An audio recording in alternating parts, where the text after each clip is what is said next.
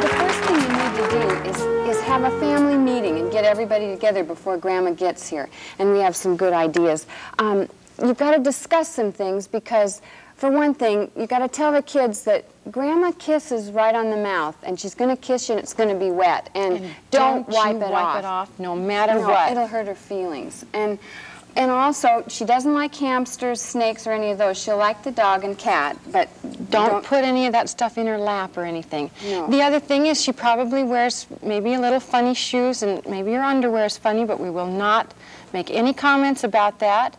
And you know the deal when you get on the phone and the kids get crazy? Well, you need to tell them that rules are going to be rules when Grandma gets here because, see, they'll sense that Grandma can't stand to see a child reprimanded, and they're going to take advantage of that, and you tell them, no, you're going to get clipped if you do something wrong. Also, around the dinner table, go over the manners. You've got to be able to tell them. Now, if Grandma eats, if you hear any clicking noises, don't ask what it is and do not ask why she can't eat corn on the cob. The other thing, we will not discuss the checkbook balance or don't tell about the time Mom locked Daddy in the attic. That was just for fun. Grandma might not realize that. Sometimes adults yell and they're just playing. It's fun. It's for fun. Some things that you need to do with your kids when they first get Grandma in the front door, have a sign that says, "We love Grandma," and have her hold it. She'll probably be crying. Put this on.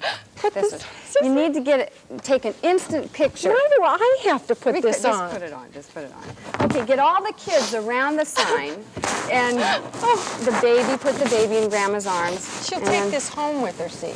Okay, ready? Now, a little dime store frame, and we'll frame it when so it gets done. When she wakes up in the morning, that's the thing that she'll see, and she'll take it home with her and show her church friends what a big deal they have all made about it. The kids are going to love to have Grandma read to them, and Grandmas love to read books, and get them a few new books so that they're fresh stories for them. Finger paints. Take your wig off. Oh, finger paints. This is something that they have to be supervised, and usually the mother doesn't have that kind of time, but Grandma does have time, and she can take the artwork home that they've done, so it'll be really nice. One of the things that Grandmas get in time is patience, so they'll have patience that you don't have with the artwork. Get a map of all the places that the kids want to go. This can be a good family project. You can all work on that together.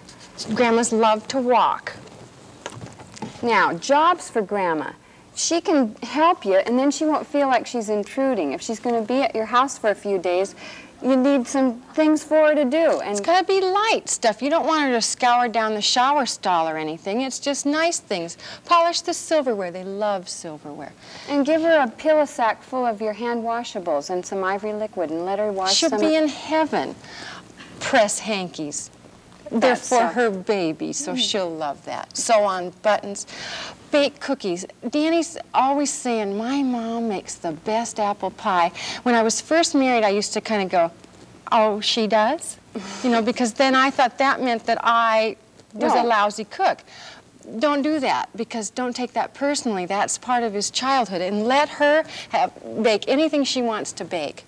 You need to have a 3x5 card on Grandma, and you'll keep it in your file, and it'll have things about her. It's like a reference card, like no salt and the kinds of things she likes to eat. Get a lot of tea for her, the kind she likes.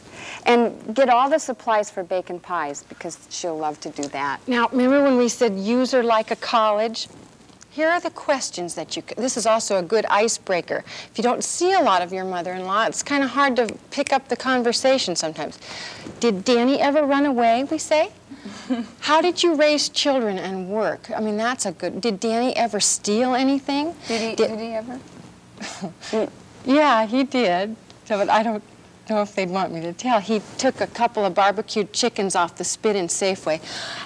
Did Danny ever lie to you? Did Danny ever have the mumps? I mean, get these questions in your mind so that you can keep the conversation rolling. See, if you're all concerned about the house, then you don't have any time to work on the relationship. And there's another thing, too. If your mother-in-law lives out way far away, that's what we're talking about now. But if she lives in your own hometown where it's like your mother-in-law lives about 4 or 5 miles from you. You have to make a conscious effort to have them over at least once a month. Otherwise, they're not going to be able to see the kids. got that done. Yes, here we go. Now this little picture is going to be right by her bedside the whole time she's at the house, and then she can take it home and show her husband or whoever how happy she is, how everybody loves her. We didn't say anything about the husband. The father-in-law. Not that we left him out. It's just that there's that rivalry between a daughter and a mother-in-law. And so the father, if he comes along with the mother-in-law, just put him in a chair with a newspaper and give Football game. Football game and some prunes or something. Sissy, I thought of one more thing they should do before Grandma gets there. What? They should have a romantic candlelight dinner, just the two of them. Oh, yeah. And the sister should watch all the kids. Does that mean I'm going to have to do that pretty soon? You got it. We'll be right back.